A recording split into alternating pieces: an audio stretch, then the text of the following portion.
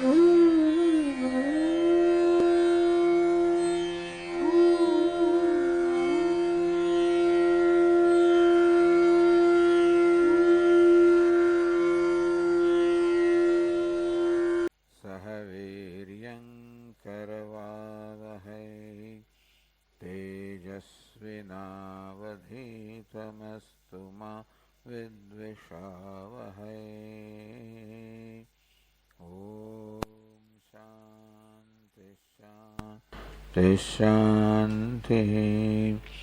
ओम पूर्णमदः पूर्णमिदं पूर्णात् पूर्णमुदच्यते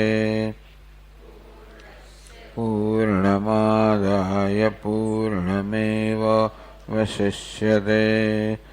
ओम शांति शांति शांति।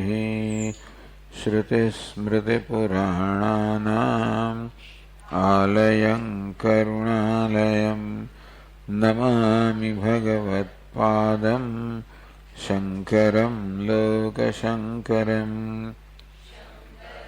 शङ्कराचार्यं केशवं बादरायणं सूत्रभाष्यकृतौ वन्दे भगवन्तौ पुनः पुनः।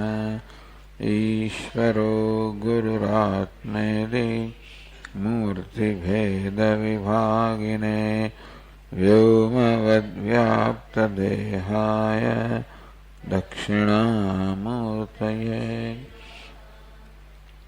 अखण्डानन्दसम्बोधः वन्दनाद्यस्य जायते गोविन्दं तमहं वन्दे चिदानन्दतनुं गुरुम्। अखण्डं सच्चिदानन्दम् अवाङ्मनसगोचरम् आत्मानमखिलाधारम् आश्रये भीष्टसिद्धये। यदालम्बोदरं हन्ते सतां प्रत्यूहसम्भवम् तदालम्बे दयालम्बम् लम्बोदरपदाम्बुजम्।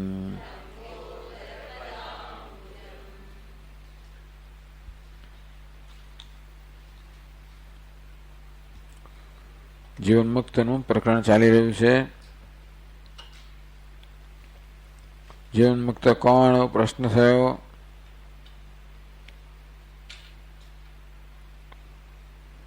યથા સ્થિતમિદં સર્વં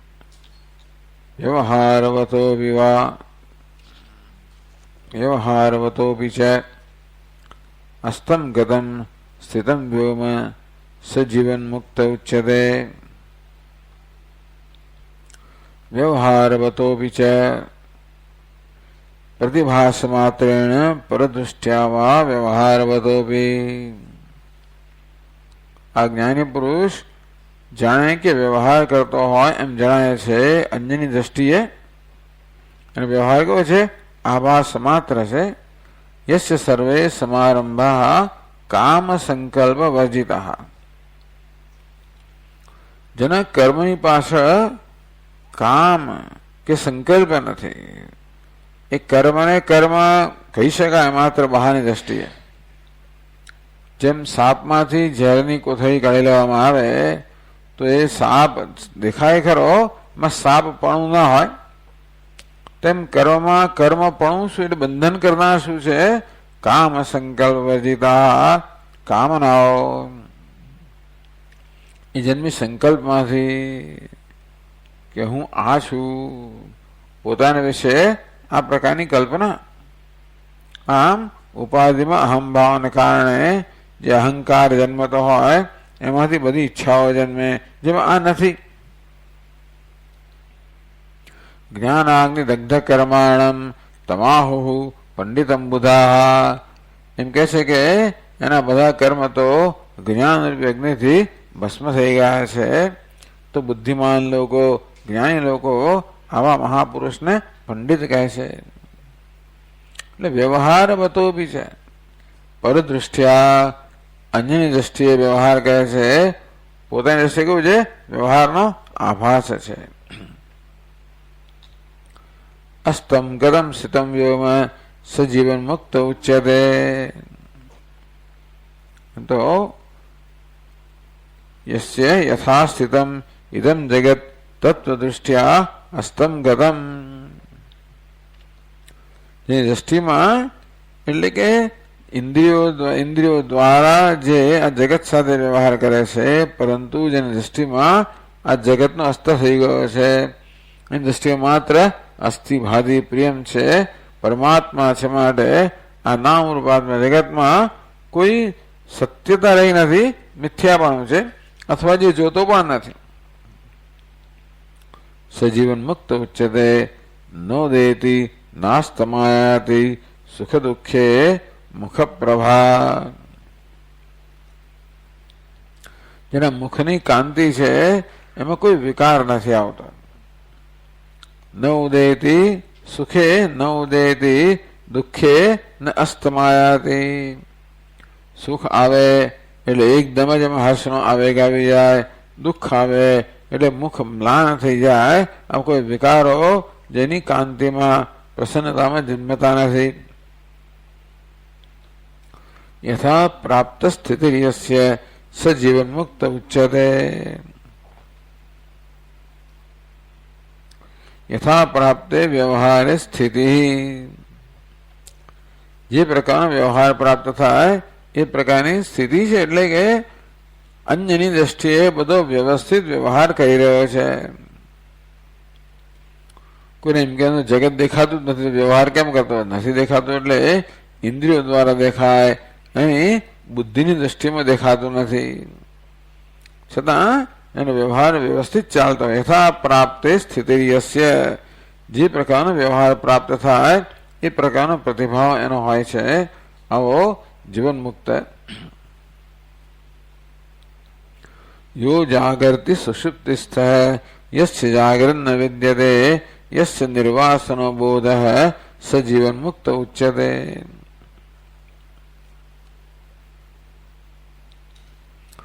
સ્વવ્યતિરિક્તસ્ય દ્વૈતસ્ય વસ્તુનઃ અનનુભવાદ જીવન મુક્ત સુષુપ્તિસ્થો ભવતિ. ય સુષુપ્તિસ્થ. પોતાનાથી અન્ય કોઈ દ્વૈત વસ્તુનો જેમ અનુભવ, જેમ સુષુપ્તિમાં કોઈ દ્વૈત વસ્તુનો અનુભવ નથી, તેવી રીતે અને જાગ્રત અવસ્થામાં પણ, કારણ કે સર્વત્ર આત્મદર્શન હોવાના કારણે અન્ય એવો કોઈ દ્વૈતનો જેને અનુભવ નથી, એ દ્રષ્ટિએ દ્વૈતના અનુભવનો અભાવ હોવાની દ્રષ્ટિએ એને સુષુપ્ત કહેવાય. સુષુપ્તિમાં ગાઢ નિદ્રામાં જેમ કોઈ દ્વૈતનો અનુભવ નથી, તેવી રીતે એ ન હોવાને કારણે આ જાણે કે સુષુપ્ત છે. યથા વિષય સન્નિધાનાદપી નિર્વિકારત્વાत् સુષુપ્ત. વળી સુષુપ્ત મનુષ્ય હોય, એની આસપાસ કે એની સમક્ષ ગમે તેટલા વિષયો હોય, પણ કોઈ પ્રકારનો વિકાર કે સંપર્ક જ નથી ને. સુષુપ્ત મનુષ્યને જાગ્રત સાથે વિષયો સાથે સંપર્ક નથી, એટલે આપણને દેખાય કે બરોબર વિષયની મધ્યમાં છે, પણ સુષુપ્ત તો એટલા માટે એટલે વિકાર નથી કે એનો કોઈ સંપર્ક જ નથી. તો જ્ઞાની પુરુષ પણ આ બધા વિષયોની સન્નિધિમાં હોય પણ કોઈ પ્રકારનો વિકાર નથી.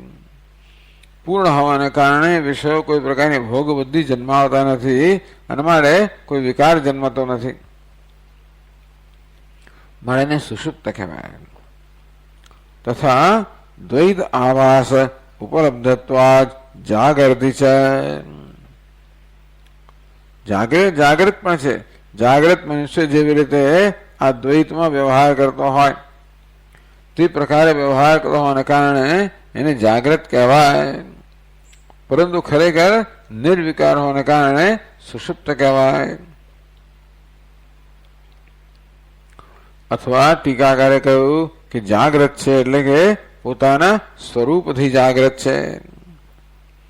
સાક્ષાત અનુભૂયમાન બ્રહ્મત્વાદ એ બ્રહ્મરૂપે પોતાનો અનુભવ કરે છે એમ કરીને પોતાના સ્વરૂપમાં જાગી ગયો છે, માટે જાગૃતિ જાગ્રત છે એમ કહેવાય. અસ્ય જાગરન ન વિદ્યતે અજ્ઞવત ન વર્તતે. જે અજ્ઞાની મનુષ્યને જે પ્રકારે જાગ્રતમાં દ્વૈત હોય એ પ્રકારનો દ્વૈત નથી, માટે એને જાગ્રત નથી એમ કહી શકાય. યસ્ય નિર્વાસનો બોધ, જેનું બોધ એટલે જ્ઞાનમાં કોઈ પ્રકારની વાસના રહી નથી, એને જીવન મુક્ત ઉચ્ચતે. હવે 209 પાન પર આગળ કહે છે.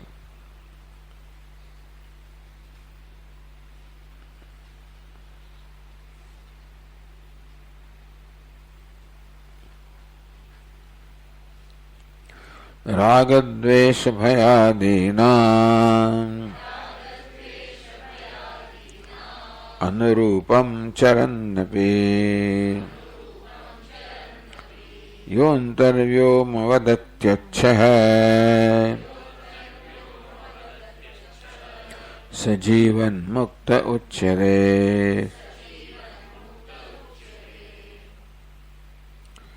રાગ દ્વેષ ભયાદીનામ અનુરૂપમ ચરન્નપી. પ્રારબ્ધ કર્મ વેગેન ઉપસ્થિતાનામ. આમ જ્ઞાની પુરુષનું પ્રારબ્ધ પણ એના માટે અનેક પ્રકારના સંજોગો ઉત્પન્ન કરતું જ હોય. એટલે રાગ દ્વેષ ભય, સામાન્ય મનુષ્યને રાગ દ્વેષ ભય જન્મે એ પ્રકારના સંજોગો ઉત્પન્ન થતા હોય. અહીંયા આગળ કહે છે ટીકાકાર કે જીવન મુક્તિ વિવેકકાર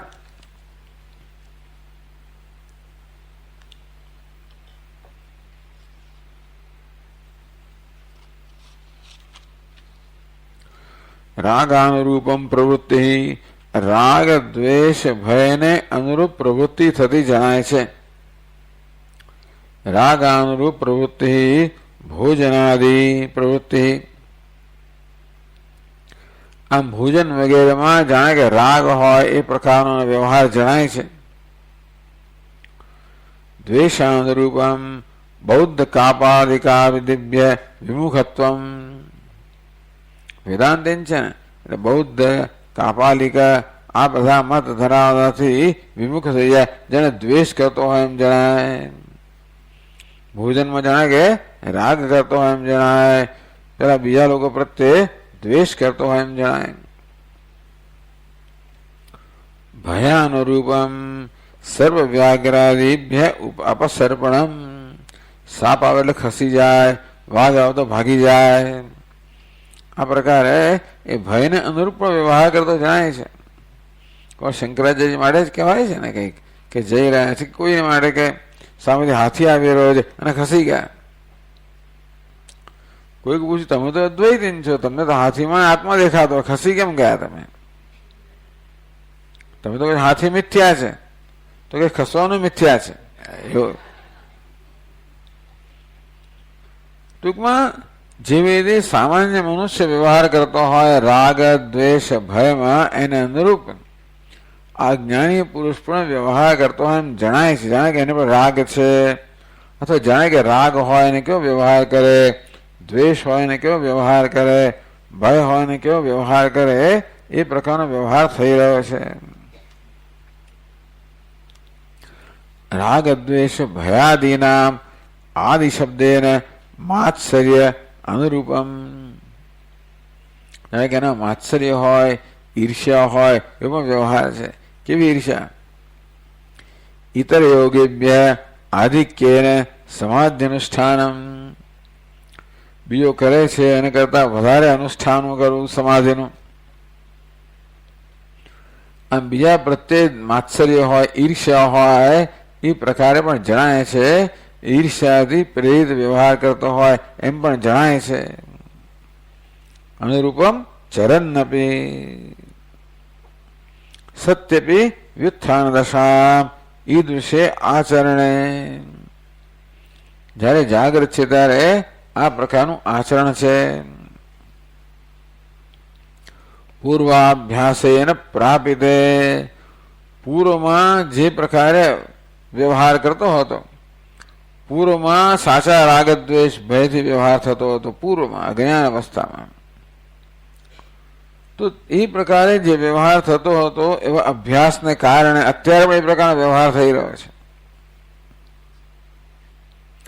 પૂર્વાભ્યાસે પ્રાપિતે વિશ્રાંત ચિત્તસ્ય, પણ બહારથી આ પ્રકારનો વ્યવહાર થતો પણ ચિત્ત કેવું છે? અત્યંત વિશ્રાંત છે. એમાં કોઈ પ્રકારનો શ્રમ નથી, કોઈ પ્રકારનો દુઃખ નથી, કોઈ પ્રકારનો વિષાદ નથી કે ભય નથી. વિશ્રાંત ચિત્ત છે. કાલુષ્ય રહિતત્વાત, ચિત્તમાં કોઈ પ્રકારની મલિનતા નથી. અત્યચ્છત્વ મળે. અત્યચ્છ અચ્છ સ્વચ્છ. સ્વચ્છ શબ્દ શું? અચ્છ સ્વચ્છ. અહીં અચ્છ એટલે પણ સ્વચ્છ. અત્યંત સ્વચ્છ જેનું ચિત્ત છે. વ્યોમવદ કે છે યથા વ્યોમની ધૂમ ધૂલી મેઘાદિ યુક્તે નિર્લેપ સ્વભાવત્વાત અતિશયન સ્વચ્છત્વમ. જેમ આકાશની અંદર ધુમાડો હોય, ધૂળના ગોટે ગોટા હોય,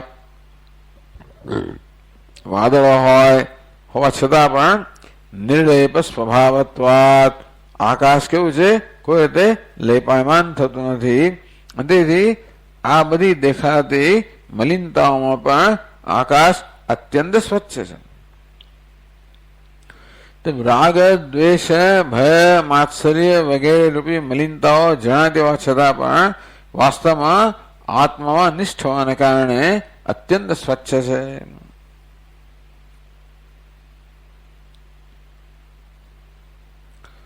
સહ તો વ્યોમ આકાશની જેમ જે અત્યંત સ્વચ્છ છે, સહ જીવન મુક્ત ઉચ્ચતે, એને જીવન મુક્ત કહેવામાં આવે છે. એમણે કહેવામાં આવ્યું રાગ દ્વેષ ભયાદીના પ્રારબ્ધ કર્મ વેગેન ઉપસ્થિતાનામ. તો પ્રારબ્ધ કર્મ જ્ઞાની પુરુષ માટે પણ ભિન્ન ભિન્ન પ્રકારના સંજોગો ઉત્પન્ન કરતું હોય છે. રાગ દ્વેષ આભાસાદીના અનુરૂપમ અનુગુણમ યથા.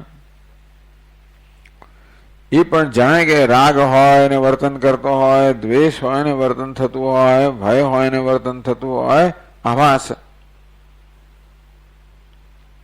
તથા ચરન્નપી ચેષ્ટમાનો, આ પ્રકારે ચેષ્ટા કરતો હોવા છતાં પણ યહ વિદ્વાન અંતઃ આત્મ સ્વરૂપ વ્યોમવત અત્યચ્છ અતિ નિર્મલો ભવતી.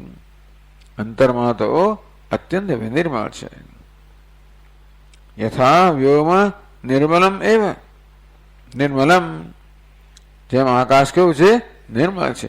એવમ એવ આત્માપી રાગાદિ મલ રહિત વિજાનાતી. આ પ્રકારના જ્ઞાનમાંથી ક્યારે પણ ચલિત થતો નથી. તેથી જાણે છે કે ગુણા ગુણે સુવર્તનતે, એટલે કહ્યું ને કે ભાઈ પ્રકાશમ છે, પ્રવૃત્તિમ છે, મોહમેવ જ પાંડવ ન દ્વેષ્ટિ સંપ્રવૃત્તાની ન નિવૃત્તાની કાંક્ષતિ ઉદાસીન વદાસીન ગુણૈર્યો ન વિચાલ્યતે ગુણા વર્તન્તે ઇત્યેવ યો તિષ્ઠતિ નૈંગતે. ઉદાસીનવદ આસીન ગુણૈર્યો ન વિચાલ્યતે.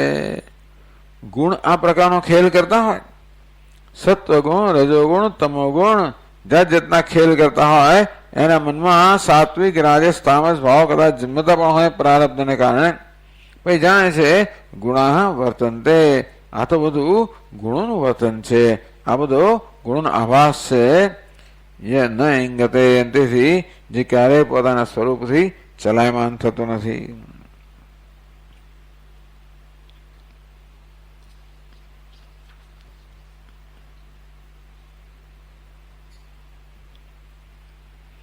પછી આગળ કહે છે યસ્ય નાહંકૃતો ભાવઃ બુદ્ધિર્યસ્ય ન લિપ્યતે કુર્વતો કુર્વતો વાપી સજીવન મુક્ત ઉચ્યતે.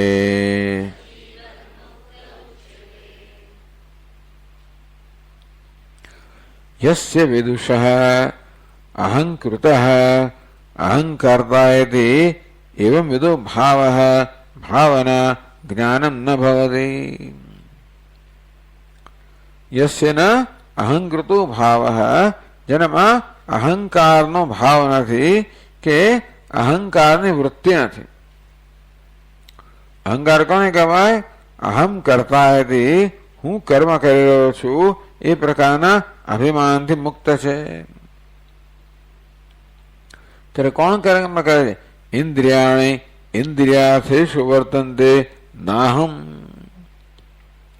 કર્મ થઈ રહ્યો ત્યારે પણ ઇન્દ્રિયો પોતાના વિષયો સાથે વ્યવહાર કરી રહે છે. નૈવ કિંચિત કરોમીતિ યુક્તો મન્યેત તત્વવિદ. ભગવાન કહે કે તત્વજ્ઞાની મહાપુરુષ જાણે છે કે નૈવ કિંચિત કરોમીતિ, હું કઈ જ કરતો નથી. પશ્યન શ્રુણન, જોતો હોય, સાંભળતો હોય, ખાતો હોય, પીતો હોય, બધું જ કરતો હોય.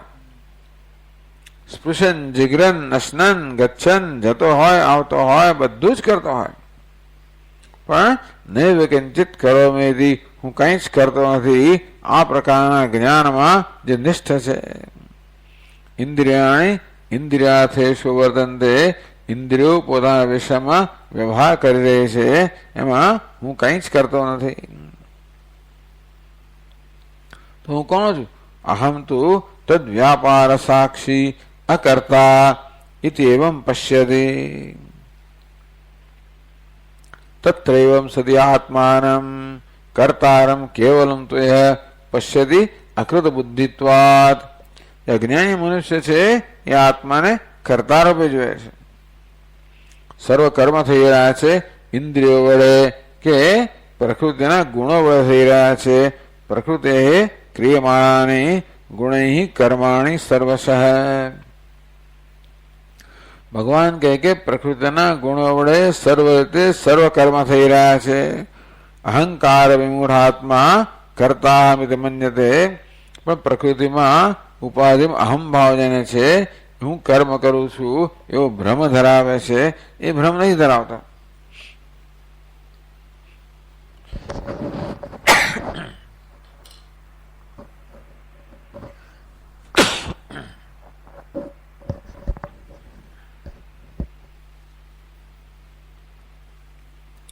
અહમ તો તદ વ્યાપાર સાક્ષી, હું તો આ ઇન્દ્રિય મન બુદ્ધિના વ્યાપારનો સાક્ષી છું.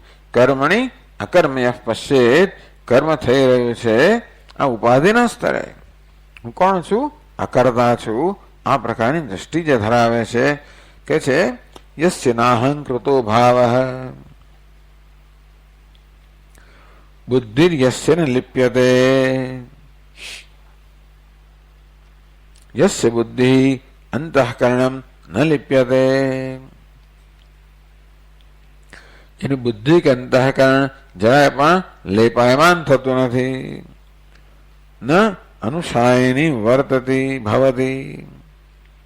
કર્મ થઈ રહ્યું હોય એ કર્મને કારણે કોઈ પ્રકારનો કોઈ મલિનતા એનામાં જન્મતી નથી. કેવી મલિનતા? અહમ ઇદમ નિષિદ્ધમ કૃતવાન અહમ ઇદમ વિહિતમ ન આકાર્ષમ. સામાન્ય મનુષ્ય મારે તો કશું ખોટું થઈ જાય તો તરત જ મનની અંદર વિષાદ જન્મે, ક્યારે રે મેં નિષિદ્ધ કર્મ કર્યું. જે ન કરવાનું થઈ ગયું હોય તો વિષાદ જન્મે, સંતાપ જન્મે. કરવાનું ન થયું હોય, ઇદમ વિહિતમ ન આકર્ષમ, આ વિહિત કર્મ છે એ મેં ન કર્યું. નિષિદ્ધ કર્મ કર્યું, ન કરવાનું કર્યું, કરવાનું ન કર્યું. આવું જ્યાં જ્યાં કર્તૃત્વ ભાવ છે ત્યાં થવાનું જ છે. અને ગિલ્ટ ફિલિંગ કહેવાય, અપરાધની લાગણી કહેવાય. વારંવાર જન્મ થયો છે કે ન બોલવાનું બોલાઈ જાય, ન ખાવાનું ખવાઈ જાય, ન કરવાનું થઈ જાય. અથવા તો જે કરવાનું છે એ ન થાય તો પણ એવી જ જાતનો અપરાધની લાગણી જન્માવે. આવું કોઈ સંતાપ કે અપરાધની લાગણી જેને જન્મતી નથી. તો તસ્માન નરકે પતિષ્યામી, આ ન કરવાનું કર્યું, કરવાનું ન કર્યું, માટે મારે નરકમાં જવું પડશે. આ કારણે પ્રત્યવાય, જે કરવાનું કર્તવ્ય કરવા ના કરો તો મીમાંસકો કે નરકમાં જવું પડે. ન કરવાનું કરો એ તો જ્યાં જવું જ પડે નરકમાં. પછી કરવાનું છે ન કરો એ પણ એવો જ એટલો જ મોટો દોષ છે. એવમ યસ્ય બુદ્ધિ ન લિપ્યતે, આની બુદ્ધિ આ રીતે કોઈ રીતે લેપાયમાન થતી નથી. આ વારંવાર બૃહદારણ્યક ઉપનિષદમાં, તૈત્રીય ઉપનિષદમાં બધી જગ્યાએ આ વસ્તુ વારંવાર કહેવામાં આવે છે. અહીં શું કહે છે? કુર્વતો અકુર્વતો વાપી લોકે બદ્ધસ્ય પુરુષસ્ય શાસ્ત્રીયમ કર્મ કુર્વતઃ. જે જ્ઞાની મનુષ્ય છે, જે બદ્ધ છે, એ કોઈ પણ કર્મ કરતો હોય, શાસ્ત્રીય કર્મ એટલે શાસ્ત્રમાં વિહિત કર્મ કરતો હોય. અહમ કરતા ચિદાત્મા અહંકૃતો ભવતી, હું કહી રહ્યો છું, આ અહંકાર જન્મે.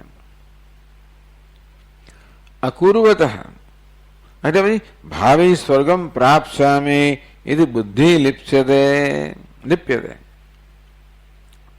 એટલે જયારે કોઈ સત્કર્મ કરવામાં આવે ત્યારે હું આ સત્કર્મ કરી રહ્યો છું, એને કારણે મને પુણ્ય પ્રાપ્ત થશે અને ભવિષ્યમાં સ્વર્ગને પ્રાપ્ત કરીશ. તો એક બાજુ કર્તૃત્વ ભાવ છે, બીજી બુદ્ધિમાં બુદ્ધિ લેપાયમાન થાય છે કે બુદ્ધિમાં આસક્તિ છે કે આ દ્વારા મને સ્વર્ગ પ્રાપ્ત થશે, મનમાં ખુશ થતો હોય. ઇતિ હર્ષેણ બુદ્ધિ લિપ્યતે, સામાન્ય મનુષ્યની બુદ્ધિ આમ હર્ષથી લેપાયમાન થાય. અકુર્વતઃ કુર્વતો અકુર્વતો આપી અકુર્વતઃ, શાસ્ત્રીય કર્મ હોય, વિહિત કર્મ હોય, કરવાનું હોય, એ ન કરે ત્યારે પણ મનમાં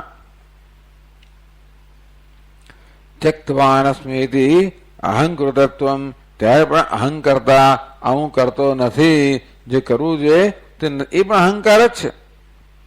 હું કરી રહ્યો છું એ પણ અહંકાર છે. આ કરવાનું નથી કરી રહ્યો એ પણ અહંકાર છે. એને કારણે મને સ્વર્ગના લાભથી હું વંચિત રહી જઈશ. આ પ્રકારે એની બુદ્ધિ લેપાયમાન થાય છે. આમ એવમ પ્રતિષિદ્ધ કર્મણી, આ શાસ્ત્રીય કર્મ કહેવામાં આવે. શાસ્ત્રીય એટલે વિહિત કર્મ.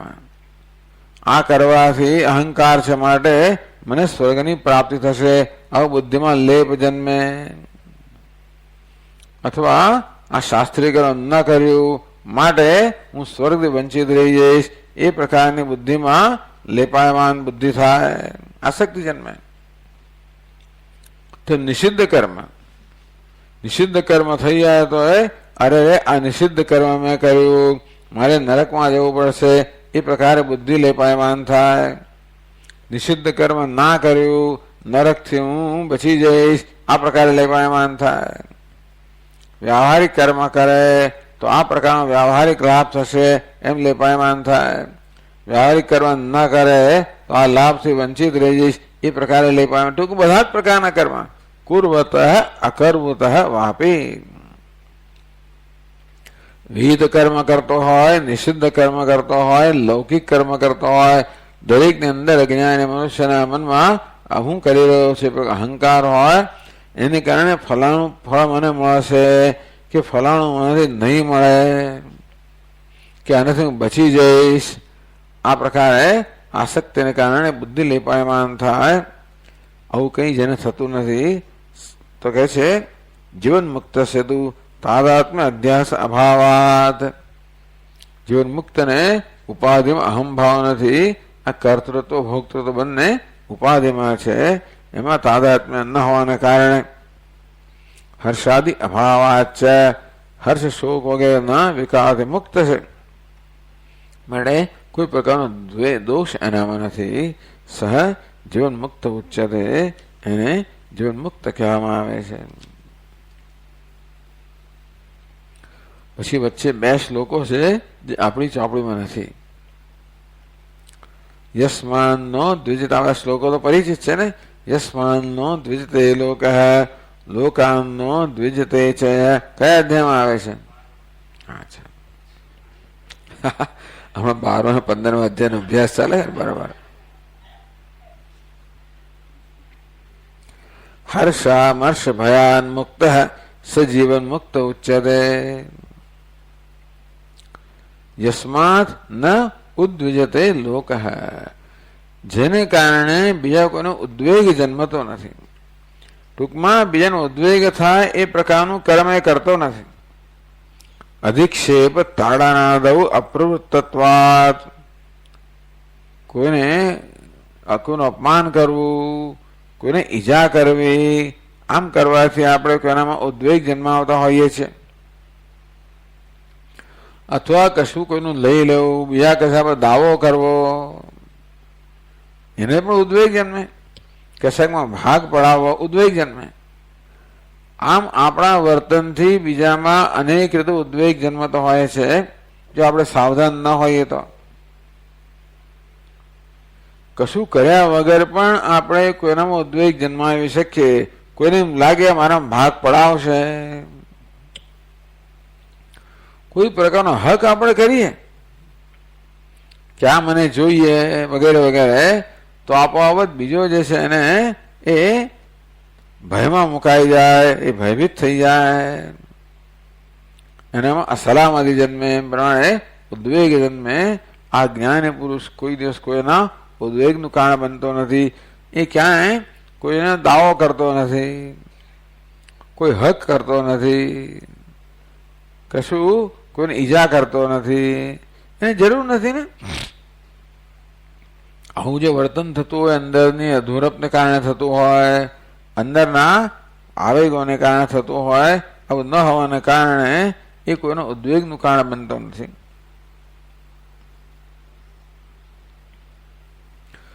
એવું વર્તન ના કરેલા ગ્રંથકાર કહે છે કે ભાઈ બીજા કોઈ પણ એવું વર્તન ના કરે. અતઃ એવ એતસ્મિન લોકસ્યાપી અધિક્ષેપાદિ અપ્રવૃત્તે. સામાન્ય રીતે કોઈ પણ એને ગાળો દે કે અપમાન કરે કે તાળન કરે એવું ના બને, એ કોઈને કરતો નથી. આમ ઘણીવાર આપણે આપણા પોતાના વર્તનથી બીજાના વર્તનને નિમંત્રણ આપતા હોઈએ છીએ.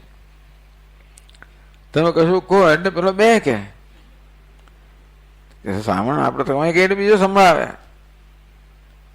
તમે એક વસ્તુ માગો તો પેલો બે. ટૂંકમાં ઘણી વાર આપણી પ્રત્યે આપણને ઉદ્વેગ જન્માવનારું વર્તન થતું હોય છે. એ ઘણી વાર આપણે જે વર્તન કરતા હોઈએ છીએ એના પ્રત્યાઘાત રૂપે હોય છે. જે પ્રકારના તરંગો આપણે ઉત્પન્ન કરતા હોઈએ એવા તરંગો આપણે પાછા આવતા હોય છે.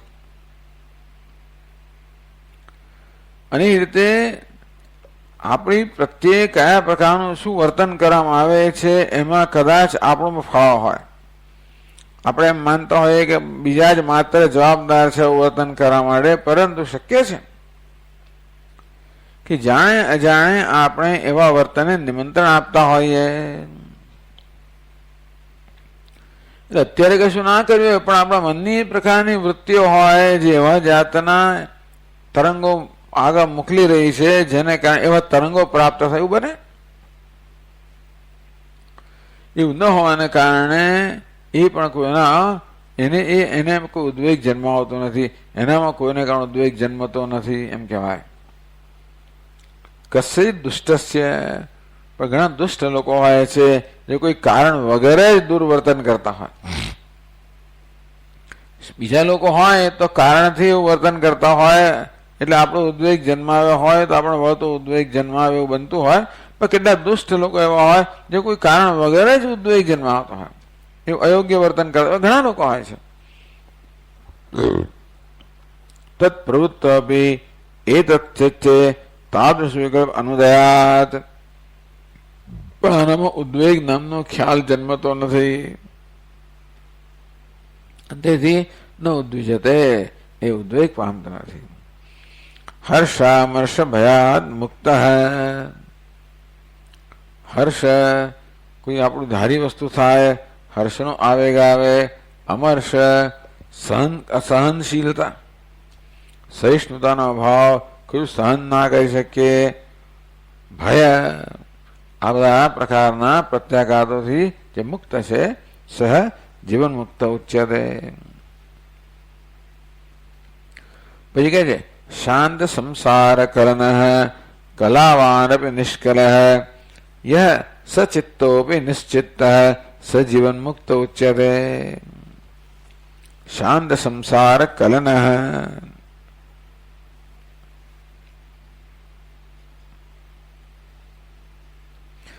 શાંત સંસાર કલ્લોલ કલાવાન નિષ્કલ. કલાવાન એટલે શું? અવિદ્યા સાવયવોપી નિષ્કલ વસ્તુત નિરવયવ, એવું કહેવામાં આવ્યું. કલા એટલે અનેક બધા ઘટકો, અવયવો. કલા એટલે અવયવો. આમ જોવા જઈએ તો આ જ્ઞાની પુરુષ અનેક અવયવો, એનું શરીર છે ને, શરીરના અનેક અવયવો હોય એટલે કલાવાન આપી અનેક અવયવો સહિતનો જણાઈ રહ્યો છે. પરંતુ પોતાની દ્રષ્ટિએ કેવો છે? દેહમાં કોઈ અહમ ભાવ નથી, એ માટે નિષ્કલ સર્વ કલાઓથી અવયવોથી રહિત છે એવું કહ્યું. અહીં તો જુદી રીતે કહે છે ચતુષ્ષષ્ઠી વિદ્યા કલા એવું કહે છે. હવે નિષ્કલ, કલાનો અર્થ અવયવ પણ થાય અને કલાનો અર્થ કળા પણ થાય. 64 કળાઓ છે એવો અર્થ એમણે કર્યો. શાંત સંસાર કલન, શત્રુમિત્ર માન અવમાનાદિ વિકલ્પા સંસાર કલના. પ્રશાંત ચિત્તે પ્રશાંત કલને લબ્ધ્વા મુનિર નિવૃત્ત, યચ્ચિત્તે નિતરામ પ્રશાંત કલને લબ્ધ્વા મુનિર નિવૃત્ત. બધી કલનાઓ, બધા પ્રકારના વિક્ષેપો, બધા પ્રકારની વૃત્તિઓ શાંત થઈ ગઈ છે એવા ચિત્તમાં આનંદ ગ્રહણ કરીને આ જ્ઞાની પુરુષ અત્યંત સંતુષ્ટ છે.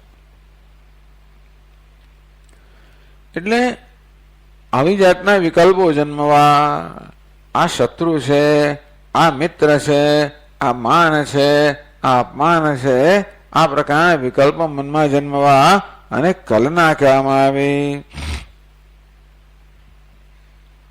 કારણ કે આ વિકલ્પ એટલે આ કલ્પના તો ખરી જ ને. કોઈ શત્રુની કલ્પના કરવી, કોઈ મિત્રની કલ્પના કરવી, કોઈ વર્તનને માન એવું કહેવું, બીજા વર્તન અપમાન કહેવું, આ આપણા મનની કલ્પનાઓ છે. એક જ પ્રકારના વર્તનને કોઈ માન કહે, બીજો અપમાન કહે, એક જ વ્યક્તિને કોઈ મિત્ર કહે, બીજો શત્રુ કહે. આમ શત્રુ મિત્ર બધા ખ્યાલો કેવા છે? વાસ્તવમાં આ અધ્યારોપિત છે. એટલે આને કલના એટલે આવી કલ્પના કહેવામાં આવી. આવી જાતના બધા વૃત્તિઓ જે છે સંસાર કલના શાંતા યસ્ય સે શાંત સંસાર કલન.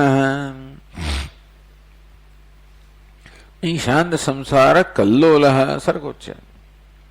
તો આ બધા કલ્લોલ કહો, આ બધી કલના કહો, આ બધી પ્રત્યાઘાતો કહો, એનાથી જે રહિત છે. કલાવાન અપી, આગળ કલાવાન એટલે જે સાવયવ હોવા છતાં પણ પોતાની દ્રષ્ટિએ નિરવયવ છે. અહીં કહે છે ચતુષ્ષષ્ઠી વિદ્યા કલા, 64 વિદ્યાઓ છે બધી, એને કળા કહેવાય. કલા એટલે કળા.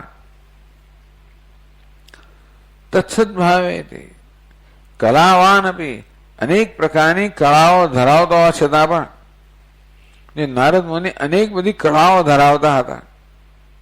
આમ કોઈને સંગીત પણ આવડતું હોય, ચિત્રકામ પણ આવડતું હોય, વાદ્ય પણ વગાડી શકતો હોય, શિલ્પ પણ કરી શકતો હોય. ઘણા લોકો બહુ ટેલેન્ટેડ હોય છે, ઘણી વસ્તુઓ કરી શકતા હોય છે. આમ કલાવાન આપી અનેક બધા પ્રકારની કળાઓ ધરાવતો હોવા છતાં પણ નિષ્કલહ તત્સદભાવે બી, આ પ્રકારની કળાઓ ધરાવતો હોવા છતાં પણ તત્ અભિમાન વ્યવહારયો અભાવાત, હવે હું આવો મોટો કલાકાર છું, કલાવાન કહો કલાકાર કહો, આવો કલાકાર છું એ પ્રકારનું અભિમાન નથી, એવો વ્યવહાર પણ નથી. નહીતર એવો વ્યવહાર થાય, લોકો મોટો સંગીતકાર હોય તો એ પ્રકારનો વ્યવહાર કરે. અમુક પ્રકારનો વહેમ તો હોય જ ને માણસના, એટલે અમુક પ્રકારનું અભિમાન તો હોવાનું સ્વાભાવિક રીતે, તેથી એ રીતે વ્યવહાર થતો હોય. એટલે દર્શાવવા તો કે હું કોણ છું, હું કોઈ સામાન્ય વ્યક્તિ નથી, મહાન સંગીતકાર છું, મહાન શિલ્પી છું, મહાન લેખક છું, મહાન કવિ છું વગેરે. એવું અભિમાન પણ નથી, એ પ્રકારનો વ્યવહાર પણ નથી. માટે કલાવાન આપી નિષ્કલ નિષ્કળ છે. યહ સચિત્તો બી નિશ્ચિત હૈ, ચિત્ત હોવા છતાં પણ ચિત્ત વગરનો છે.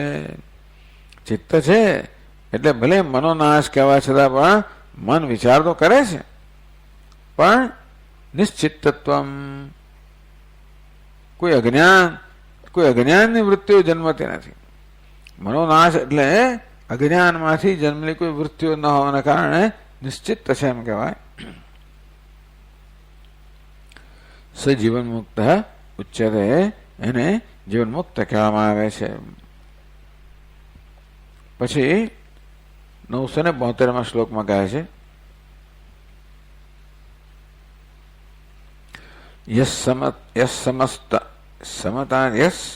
સમસ્તાર્થ જાલેષુ વ્યવહાર્યપી શીતલઃ પરાર્થેષ્વિવ પૂર્ણાત્મા સજીવન મુક્ત ઉચ્યતે.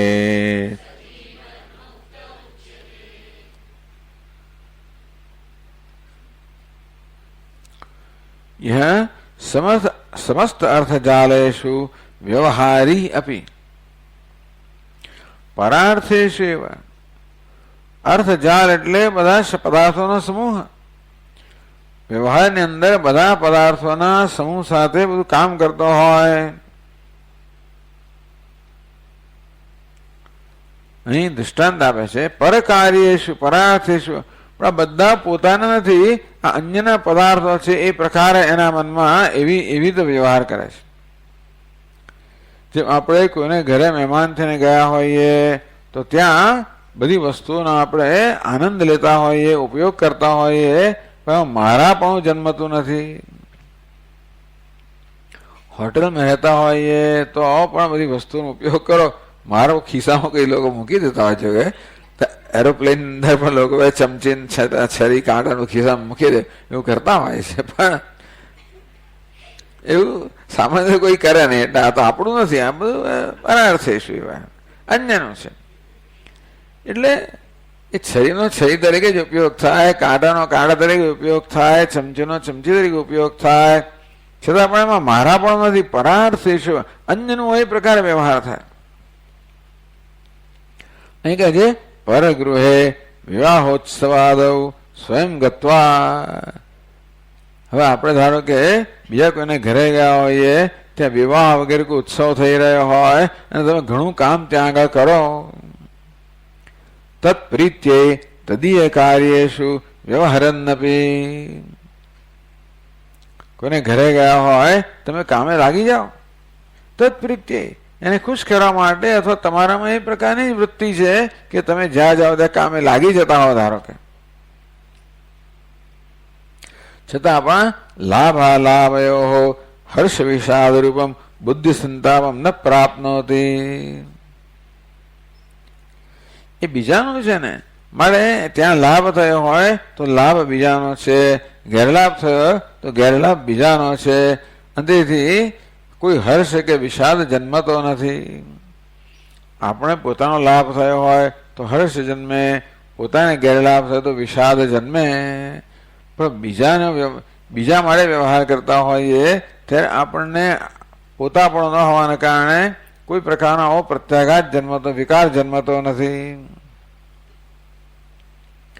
યથા બુદ્ધિ સંતાપમ ન પ્રાપ્નોતિ, કોઈ બુદ્ધિ સંતાપને પ્રાપ્ત કરતો નથી. એવં यह समस्तार्थजालेषु व्यवहारी अपि शीतल परार्थेषु शीतल. अंग्रेजी में कूल છે, एकदम शांत છે, शीतल अयम मुक्त स्वकार्य भी. સામાન્ય મનુષ્ય છે એ બીજાના કાર્યમાં પ્રવૃત્ત થયો હોય તો એનામાં લાભ ગેરલાભથી કોઈ પ્રકારનો હર્ષ વિષાદ જન્મતો નથી, બીજાનું છે. તેમ આ જ્ઞાની પુરુષ પોતાનું કાર્ય કરી રહ્યો તો પણ જેને બીજાનું કરતો હોય એ પ્રકારે કોઈ પ્રકારના વિકારથી રહિત છે. શીતલ. આપણો ધોની એને લોકો કુલ કેપ્ટન કે કુલ કેપ્ટન. પાછળ પેલો વિકેટની પાછળ ઉભેલો બધું જુએ છે કે પેલા બોલ કેવો નાખ્યો, કેવો પેલો ફટકાર્યો, કેવો વગેરે વગેરે, કેવો કેચ છૂટી ગયો વગેરે જુએ. કુલ, એનામાં કોઈ પ્રકારનો વિકાર ન, એવું એના માટે કહેવાય છે. એટલે માણસો આટલી નાની ઉંમરમાં કેટલી બધી એ લોકોએ મેચ્યોરિટી, પરિપક્વતા પ્રાપ્ત કરી છે.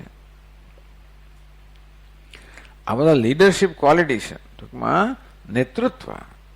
એ બધું આટલી નાની ઉંમરમાં એ બધું કરી શકે છે.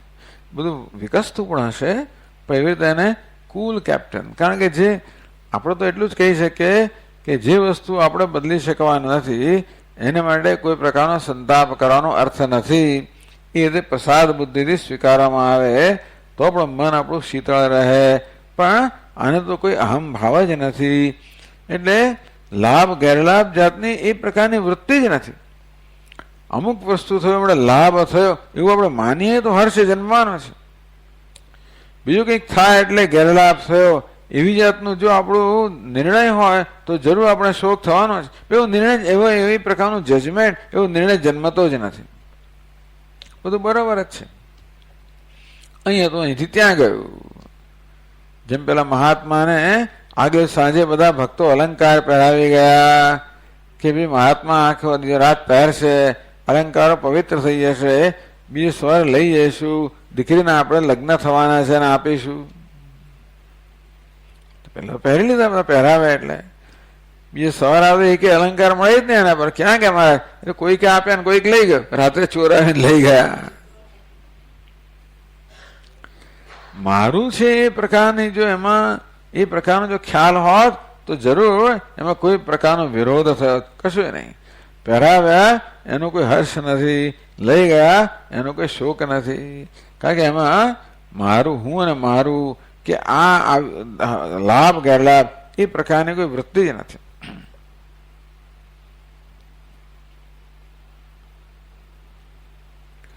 પૂર્ણાત્મા ન કેવલમ સંતાપ અભાવા શીતલત્વમ. એના મનમાં કોઈ સંતાપ જન્મ નથી માટે એ શાંત છે કે શીતળ છે એવું નહીં. પણ પૂર્ણાત્મા, પૂર્ણ સ્વરૂપ અનુસંધાનાદપી, પોતાની પૂર્ણતાનું અનુસંધાન છે, અંદર પૂર્ણ છે માટે પણ અત્યંત શીતળ છે, શાંત છે. સહ જીવન મુક્ત ઉચ્યતે, એને જીવન મુક્ત કહેવામાં આવે છે. અહીં પણ એવું જ કહેવામાં આવ્યું, પરાર્થેષુ પરસ્વામિક વસ્તુષુ વ્યવહારી એવ શીતલ તાપરહિત ખેદરહિત ઇત્યર્થ. શીતળ એટલે કેવું? ઠંડુ. ઠંડુ એટલે ગરમીથી રહિત, એટલે તાપથી રહિત, એટલે સંતાપથી રહિત, એટલે ખેદથી રહિત છે. ઉપલક્ષણમ એતદ હર્ષરહિતત્વસ્ય એનામાં ખેદ પણ જન્મતો નથી, હર્ષ પણ જન્મતો નથી. નહીં જીવન મુક્તસ્ય અભિમાન વર્જિતસ્ય સમસ્તાર્થજાલસ્ય સાકલ્યેન વૈકલ્યેન વા હર્ષો વિષાદો વા સંભવતી. જીવન મુક્ત મહાપુરુષને કોઈ પ્રકારનો અભિમાન ન હોવાને કારણે કોઈ પણ વસ્તુ સાકલ્યેન બધું બરોબર હોય, વૈકલ્યેન બધું બરોબર ના હોય. એટલે બધી જ વસ્તુઓ જેવી જોઈએ એવી બધી જ છે. દાળ ભાત શાક રોટલી ફલાણું કચું બધું છે, સાકલ્ય સકળ વસ્તુઓ છે. કે ભાઈ કોઈ દાળ નથી ને કોઈ શાક નથી ને કોઈ આ નથી એવું પણ હોય. એટલે એ કેવું છે, એને વિકલ એટલે કહેવાય કલા વગરનું, એટલે ઓછું. જે છે હર્ષો વિષાદો વા ન સંભવતી, એને હર્ષ કે વિષાદ જન્મતો નથી. સ જીવન મુક્ત ઉચ્યતે, એને જીવન મુક્ત કહેવામાં આવે છે.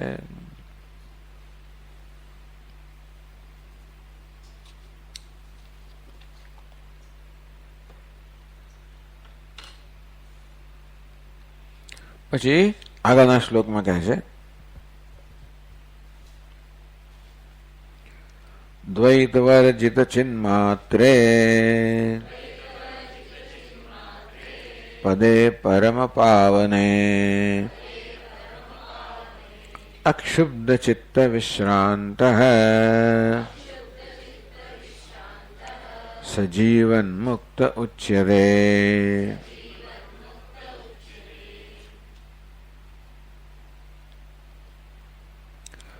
અક્ષુબ્ધ ચિત્ત એમ કહી શકાય, અક્ષુબ્ધ ચિત્ત વિશ્રાંત. અક્ષુબ્ધ ચિત્ત જેના ચિત્તમાં કોઈ પ્રકારનો ક્ષોભ જન્મતો નથી, વિક્ષેપ જન્મતો નથી, વ્યાકુળતા જન્મતી નથી. વિશ્રાંત જે સર્વ રીતે આગળ કેવું તે પ્રકારે છે. શીતલ કહો, વિશ્રાંત કહો, કોઈ શ્રમ નથી, બધા શ્રમથી રહિત છે.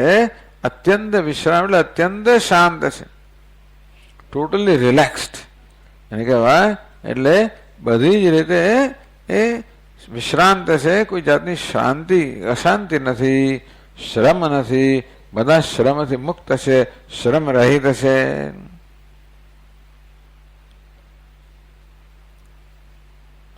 એ ક્યાં વિશ્રાંત છે, કઈ જગ્યાએ વિશ્રાંતિ પામેલો છે? કહે છે, દ્વૈત વર્જ ચિન્માત્રે પદે પરમ પાવને વિશ્રાંત અક્ષુદ્ધ ચિત્ત વિશ્રાંત. દ્વૈત વર્જિત ચિન્માત્રે ચૈતન્ય માત્ર સર્વદ્વૈતથી રહિત જે ચૈતન્ય માત્ર છે. પદે પરમ પાવને એ પરમ પાવન પદની અંદર, પરમ પાવન અવસ્થાની અંદર, પવન પાવન પરમ પાવન સ્વરૂપની અંદર. અક્ષુબ્ધ ચિત્ત કોઈ પ્રકારના ક્ષોભ વગર, વિક્ષેપ વગર જે વિશ્રાંત સર્વ રીતે વિશ્રાંત છે, શાંત છે, નિષ્ઠ છે. સહ જીવન મુક્ત ઉચ્યતે, એને જીવન મુક્ત કહેવામાં આવે છે.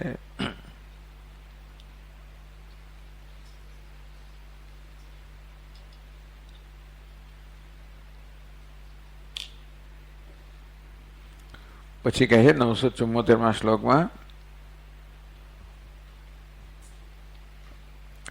ઇદમ જગદયમ સોયમ દૃશ્યજાતમ વાસ્તવમ યસ્ય ચિત્તેન સ્ફુરતે સજીવન મુક્ત ઉચ્યતે.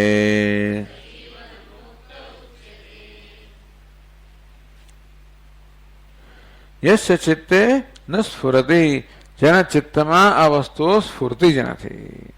કેવું છે?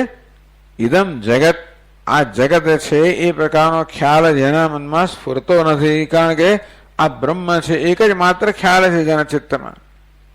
આત્મે વેદમ સર્વમ, આત્મા જ માત્ર સર્વ છે. બ્રહ્મ એ વેદમ સર્વ, બ્રહ્મ માત્ર સર્વ છે. માટે અસ્થિ ભાદી પ્રે, એમાં જ એની નિષ્ઠા છે. એને કારણે આ નામ રૂપ છે, આ જગત છે, એ પ્રકારનો ભાવ જેનામાં વૃત્તિ જન્મતી નથી. ટૂંકમાં આ નામ રૂપનો સર્વ રીતે બાદ થવાના કારણે એ નામરૂપ જેના ચિત્તમાં કોઈ પ્રકારનો પ્રભાવ પાડી શકતા નથી. ઇદમ જગત અયમ સહ,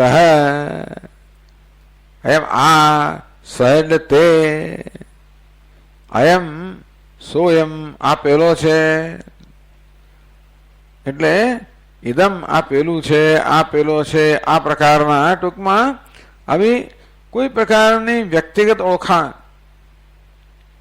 એના ચિત્તમાં આત્મતત્વ સિવાય બ્રહ્મ તત્વ સિવાય કશું જ ન સ્ફૂરતું હોવાને કારણે આ બધી નામરૂપ પર આધારિત સ્ફુરણાઓ છે. આ બધી જગત એ પણ નામરૂપ પર આધારિત છે. આ તે આ પેલો વગેરે વગેરે બધું કોના પર આધારિત છે? નામરૂપ પર આધારિત છે. પણ જેનામાં નામરૂપ કોઈ પ્રકારની વૃત્તિ જન્માવતા નથી, એનામાં આવા ખ્યાલ જ જન્મતા નથી. દૃશ્ય જાતમ અવાસ્તવમ, આ દૃશ્ય જાત એટલે આ સમગ્ર દૃશ્ય અવાસ્તવ જે વાસ્તવ નથી, સત્ય નથી.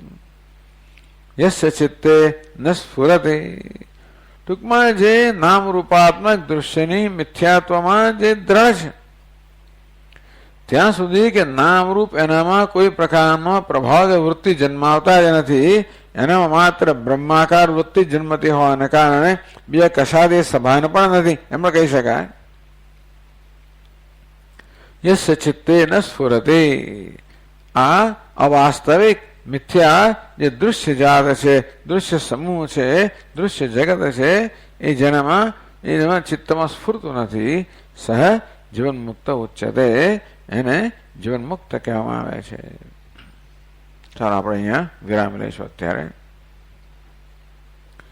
ઓમ પૂર્ણમદ પૂર્ણમિદમ પૂર્ણાત પૂર્ણમુદચ્યતે પૂર્ણસ્ય પૂર્ણમાદાય પૂર્ણમેવાવશિષ્યતે. ઓમ શાંતિ શાંતિ શાંતિ. શંકરમ શંકરાચાર્યમ કેશવમ બાદરાયણમ સૂત્રભાષ્યકૃતૌ વંદે પુનઃ પુનઃ. ઈશ્વરો ગુરુરાત્મેતિ મૂર્તિભેદવિભાગિને વ્યોમવદ્વ્યાપ્તદેહાય દક્ષિણામૂર્તયે નમઃ. ઓમ શાંતિ શાંતિ શાંતિ. હરિ ઓમ. શ્રી ગુરુભ્યો નમઃ. હરિ ઓમ.